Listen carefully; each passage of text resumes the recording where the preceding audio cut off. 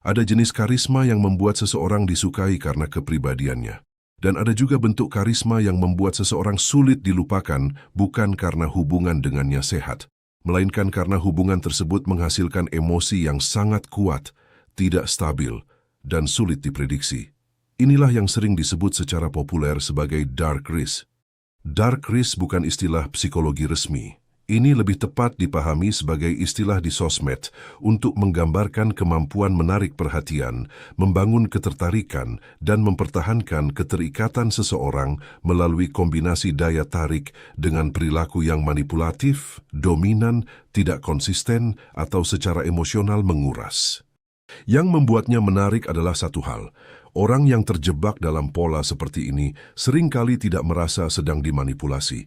Mereka justru merasa sangat tertarik, dan disitulah persoalannya menjadi lebih kompleks. Dark risk bukan sekadar jago merayu. Kemampuan berbicara, percaya diri, humor, penampilan, kecerdasan sosial, dan kemampuan membaca orang lain pada dasarnya bukan sesuatu yang buruk. Karisma yang sehat membuat orang merasa nyaman, dihargai, dan bebas menentukan pilihan. Dark risk berbeda karena daya tarik tersebut bercampur dengan pengelolaan emosi orang lain untuk memperoleh keuntungan psikologis.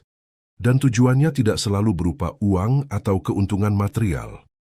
Keuntungannya bisa berupa perhatian, validasi, kontrol, status, kepuasan ego, akses emosional, atau perasaan memiliki kekuasaan terhadap seseorang.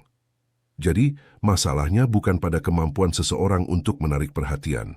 Masalahnya adalah bagaimana kemampuan tersebut digunakan. Orang yang karismatik bisa membuat orang lain tertarik. Orang yang manipulatif berusaha membuat orang lain sulit melepaskan diri. Keduanya bisa terlihat sangat mirip dari luar. Perbedaannya terletak pada niat, pola perilaku, penghormatan terhadap batasan, dan kebebasan orang lain. Mengapa karisma toksik bisa terasa sangat kuat? Itu karena otak manusia tidak hanya tertarik pada sesuatu yang menyenangkan. Otak juga sangat sensitif terhadap ketidakpastian. Ketika seseorang tidak tahu apakah dirinya akan mendapatkan perhatian, kasih sayang, penerimaan, atau penolakan, pikirannya dapat menjadi lebih fokus terhadap orang tersebut. Inilah salah satu alasan mengapa perhatian yang tidak konsisten dapat menciptakan keterikatan yang sangat kuat. Perhatian yang selalu tersedia lama-kelamaan menjadi sesuatu yang biasa. Namun perhatian yang muncul secara tidak teratur dapat membuat seseorang terus memperhatikannya. Secara psikologis, pola seperti ini dapat diperkuat oleh apa yang dalam psikologi disebut penguatan yang tidak menentu. Seseorang tidak selalu mendapatkan respons yang diinginkannya, tetapi sesekali dia mendapatkannya, ketidakpastian tersebut dapat membuat otak terus mencari kepastian berikutnya. Akibatnya, seseorang bukan hanya menikmati perhatian, dia mulai menunggu perhatian. Dan ketika perhatian tersebut kembali muncul, rasa lega dan senang dapat menjadi jauh lebih kuat karena sebelumnya ada ketegangan dan ketidakpastian. Disinilah ketertarikan dapat berubah menjadi keterikatan. Dark risk bekerja melalui emosi, bukan hanya logika.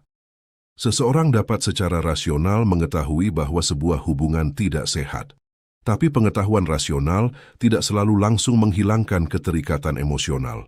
Ini karena keputusan manusia tidak dibuat hanya oleh pertimbangan logis saja. Perasaan, ingatan, kebiasaan, harapan, ketakutan kehilangan, kebutuhan akan penerimaan, dan pengalaman emosional sebelumnya, semuanya itu ikut memengaruhi keputusan. Karena itulah kalimat seperti, kalau memang buruk, kenapa tidak pergi saja, bisa terlalu menyederhanakan persoalan. Seseorang bisa mengetahui bahwa suatu hubungan merugikan, tetapi ia tetap sulit meninggalkannya. Bukan karena dia tidak punya akal, melainkan karena keterikatan emosional memiliki mekanisme yang berbeda dengan sekedar memahami sebuah fakta. Ketidakkonsistenan dapat memperkuat keterikatan. Salah satu komponen penting dalam karisma toksik adalah ketidakpastian emosional. Perhatian yang konsisten memberi prediktabilitas, dan sebaliknya perhatian yang berubah-ubah membuat seseorang terus mencari pola. Pikiran, apakah dia masih tertarik? Apakah aku melakukan kesalahan? Kenapa sekarang berbeda? Apakah dia akan kembali?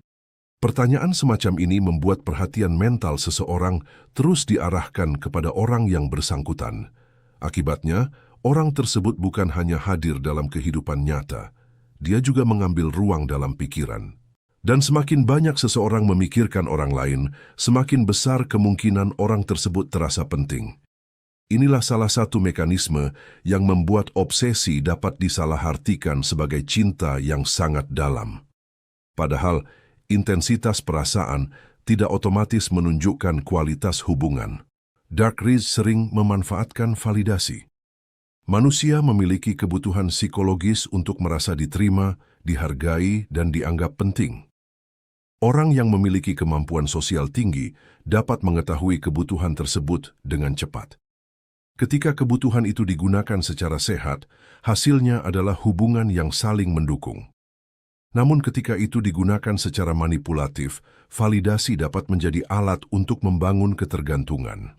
Seseorang dibuat merasa sangat dihargai ketika memberikan respons yang diinginkan, dan perhatian dapat dikurangi ketika dia tidak mengikuti keinginan tertentu. Secara perlahan, orang atau target tersebut dapat mempelajarinya bahwa kalau aku melakukan sesuatu yang dia sukai, aku mendapatkan perhatian. Kalau tidak, perhatian itu hilang. Pada titik tertentu, seseorang tidak lagi hanya berusaha mendapatkan hubungan, dia mulai berusaha mendapatkan kembali validasi. Ini merupakan perubahan yang sangat penting, karena kan kebutuhan awalnya adalah kedekatan, yang kemudian berubah menjadi pencarian persetujuan. Daya tarik dan dominasi sering tercampur. Darkreese juga berkaitan dengan kesan kuat, percaya diri, tegas, dan sulit dipengaruhi. Sifat-sifat tersebut sebenarnya tidak negatif. Namun masalah muncul ketika ketegasan berubah menjadi kebutuhan untuk mengontrol. Ada perbedaan besar antara aku tahu apa yang aku mau dan kamu harus mengikuti apa yang aku mau. Yang pertama menunjukkan kejelasan diri, sedangkan yang kedua menunjukkan usaha mengendalikan orang lain. Karisma toksik sering menjadi efektif karena dominasi dapat terlihat seperti kepercayaan diri. Padahal keduanya tidak sama. Kepercayaan diri tidak membutuhkan orang lain kehilangan kebebasan, sedangkan dominasi psikologis membutuhkan ketidakseimbangan kekuasaan. Orang yang memiliki Darkreese belum tentu sadar dirinya manipulatif. Ini bagian yang sering disalahpahami. Tidak semua orang yang memiliki pola perilaku manipulatif selalu duduk dan merencanakan semuanya dengan sadar. Sebagian perilaku dapat terbentuk melalui kebiasaan. Seseorang menemukan bahwa cara tertentu membuat orang lain mengejar, memberikan perhatian, atau takut kehilangan. Karena berhasil, perilaku tersebut diulang. Lama-kelamaan pola tersebut menjadi otomatis, yang artinya manipulasi itu tidak selalu membutuhkan perencanaan yang sangat kompleks. Kadang-kadang seseorang hanya belajar bahwa perilaku tertentu menghasilkan respons tertentu.